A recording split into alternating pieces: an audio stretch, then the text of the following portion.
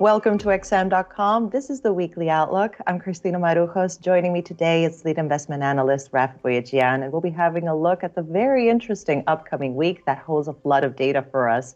Let's start by having a look at the U.S. We're expecting a lot of data releases, Rafi, but probably the latest NFP report will steal the spotlight on Friday. The Fed has said again and again that a strong labor market would essentially lock in tightening and rate hikes. Therefore, what would a solid report mean for the Fed and the dollar? So, Christina, it will be another important data week for the US dollar, which, like I said, the highlight will be the latest jobs report. There was, of course, widespread relief from the last report because we had quite a few bumpy months this year, and the October numbers were much better than expected, and that eased concerns about a slow recovery in the labor market.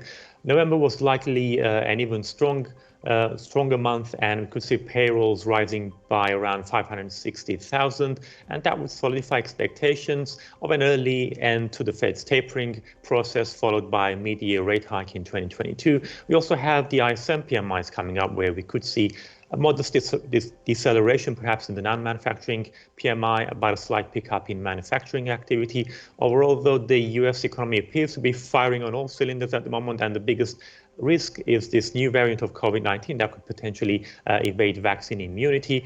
We're going to hear from Fed Chair Powell on Tuesday when he testifies before Congress, and it will be interesting to see whether he joins his colleagues in signaling faster tapering or talks down such expectations now that this new variant has sparked some fresh uncertainty about the outlook. So either way, the US dollar could benefit from the safe haven flows, even if Powell isn't as hawkish as some of his peers have been lately. Crossing now into Canada, although the Loonie has been unable to rally lately, the Canadian economy is arguably fairly strong. GDP numbers on Tuesday and job numbers for October on Friday are likely to further highlight that. Could that, of course, tip the scales for the Bank of Canada to bring forward its rate hike plans for early 2022? Well, it might, just because we are expecting to see a strong rebound in Canadian GDP in Q3, following on from that poor Q2 figure due to the lockdowns. The employment gain will also probably be quite strong for November as well. So unless we see any disappointment in next week's crucial indicators, investors will probably continue to price in a rate hike in Q1 of next year. But of course, it's not going to be all about the data as far as the Canadian dollar is concerned, because the recent easing of the oil rally has been weighing on the loonie lately, and we do have an OPEC meeting coming up. And speaking, of course, of the OPEC alliance meeting, it meets this upcoming week, and it will gather a lot of attention, especially after the U.S. and other countries agreed to release oil from their strategic reserves. Could we possibly see some retaliation at this meeting?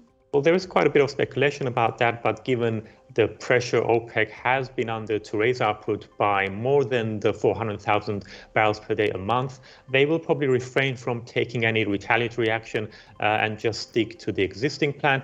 However, we should keep an eye out on their communication if they will perhaps flag anything about future production, especially in the early parts of 2022.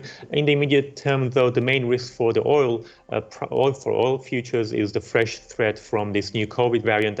And should things escalate on that front, oil prices could suffer a steep sell-off.